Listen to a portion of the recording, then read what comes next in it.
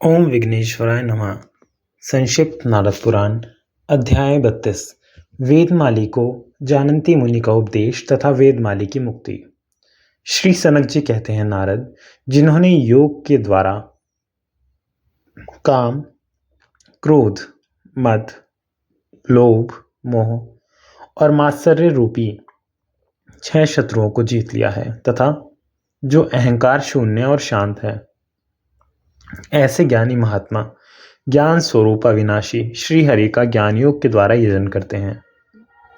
जो व्रत, दान, तपस्या, यज्ञ तथा तीर्थ स्नान करके विशुद्ध हो गए हैं, वे कर्मयोगी महापुरुष कर्म योग के द्वारा भगवान अच्युत का पूजन करते हैं।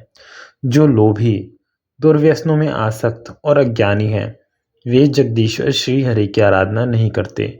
वे मूढ़ अपने को अजर अमर समझते हैं, किंतु वास्तव में मनुष्यों में वे कीड़े के समान जीवन बिताते हैं, जो बिजली की लकीर के समान क्षण भर में चमककर लुप्त हो जाने वाली है। ऐसी लक्ष्मी के मद से उन्मत्त हो व्यर्थ अहंकार से दूषित चित्त वाले मनुष्य सब प्रकार से कल्याण करने वाले जगदीश्वर भगवान विष्णु की पूजा नहीं करते हैं।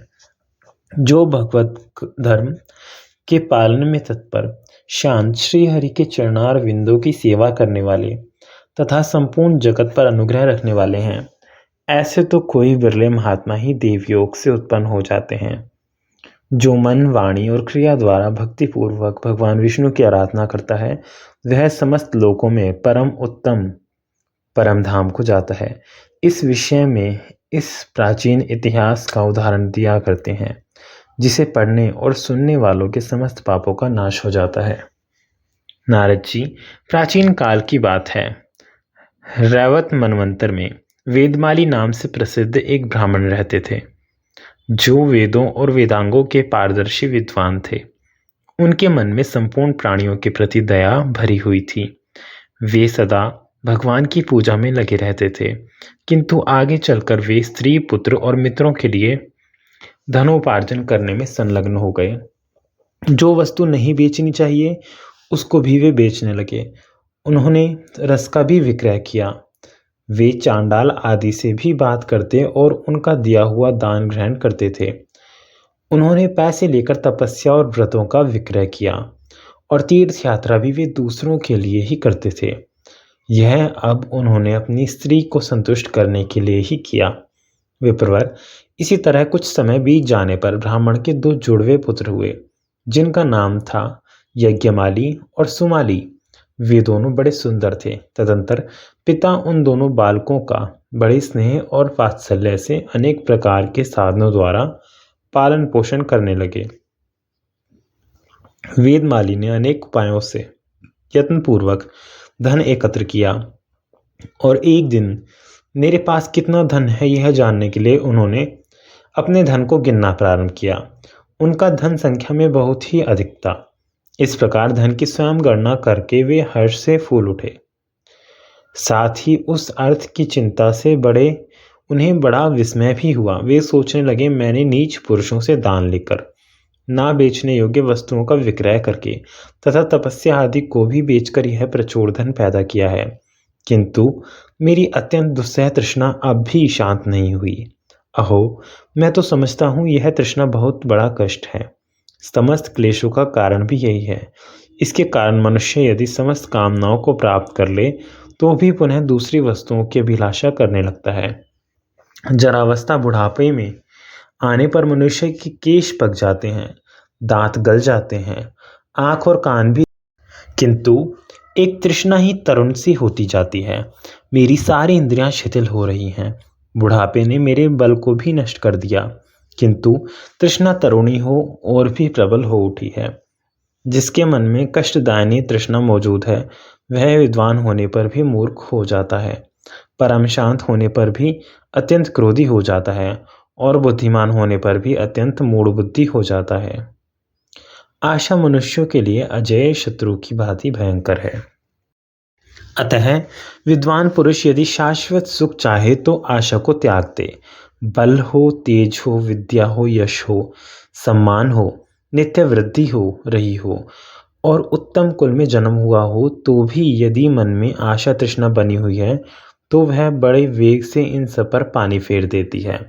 मैंने बड़े क्लेश से यह धन कमाया है, अब मेरा शरीर भी गल गया, बुढ़ापे ने मेरे बल को नष्ट कर दिया, अतः अब मैं उत्साहपूर्वक परलोक सुधारने का यत्न करूंगा। विप्रवर ऐसा निश्चय करके वेदमाली धर्म के मार्ग पर चलने लगे। उन्होंने उसी क्षण उस सारे धन को 4 भागों में बांटा। अपने द्वारा पैदा किए उस धन में से 2 भाग तो ब्राह्मण ने स्वयं रख लिए और शेष 2 भाग दोनों पुत्रों को दे दिए। तदंतर अपने किए हुए पापों का नाश करने की इच्छा से उन्होंने जगह जगह पोसले, पोखरे, बगीचे और बहुत से देव मंदिर बनाए तथा गंगा जी के तट पर अन्न आदि का दान भी किया। इस प्रकार संपूर्ण धन का दान देकर भगवान विष्णु के प्रति भक्तिभाव से युक्त हो वे तपस्या के लिए नर नारायण के आश्रम बद्रीवन में गए। वहां उन्होंने एक अत्यंत रमणीय आश्रम देखा जहां बहुत से ऋषि मुनि रहते थे। फल और फूलों से भरे हुए वृक्ष समूह उस आश्रम की शोभा बढ़ा रहे थे। शास्त्र चिंतन में तत्पर, भगवत सेवा परायण तथा परब्रह्म परमेश्वर की स्तुति में संलग्न अनेक वृद्ध महर्षि उस आश्रम की श्री वृद्धि कर रहे थे। वेदमाली ने वहां जाकर जानंती नाम वाले एक मुनि का दर्शन किया जो शिष्यों से घिरे बैठे थे और उन्हें परब्रह्म तत्व का उपदेश कर रहे थे। वे मुनि महान तेज के पुंज से जान पड़ते थे। उनमें शम, दम आदि सभी गुण विराजमान थे। राग आदि दोषों का सर्वथा अभाव था। वे सूखे पत्ते खाकर रहा करते थे। वेदमाली ने मुनि को देखकर उन्हें प्रणाम किया। मुनि जानंती ने कंद, मूल और फल आदि सामग्रियों द्वारा नारायण बुद्धि से अतिथि वेदमाली का पूजन किया।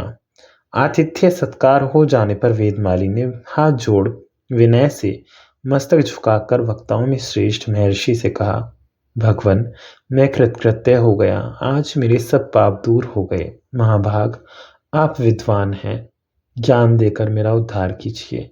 ऐसा कहने पर मुनि श्रेष्ठ जानंती बोले, ब्राह्मण, तुम प्रतिदिन सर्वश्रेष्ठ भगवान विष्णु का भजन करो, सर्वशक्तिमान श्री नारायण का चिंतन करते रहो, दूसरों की निंदा और चुगली कभी ना करो। महामते, सदा परोपकार में लगे रहो, भगवान विष्णु की पूजा में मन लगाओ और मूर्खों से मिलना जुलना छोड़ दो।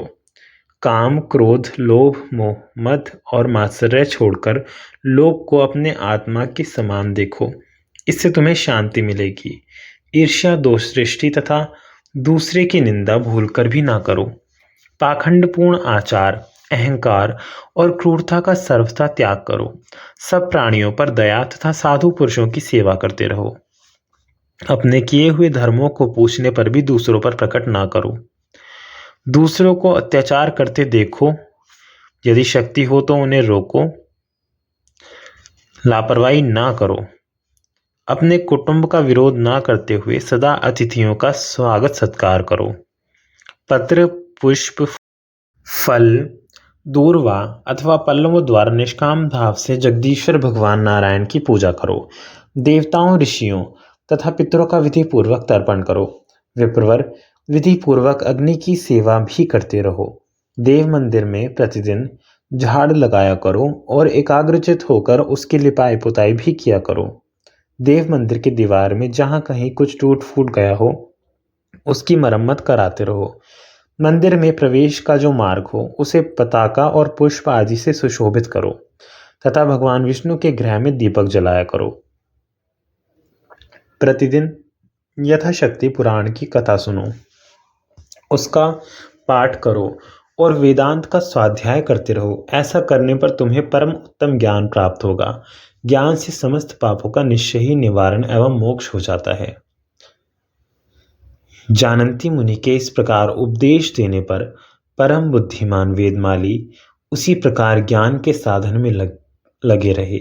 वे अपने आप में ही परमात्मा भगवान अच्युत का दर्शन करके बहुत प्रसन्न हुए। मैं ही उपाधि रहित स्वयं प्रकाश निर्मल ब्रह्म हूँ, ऐसा निश्चय करने पर उन्हें परम शांति प्राप्त हुई। ओम नमः शिवाय।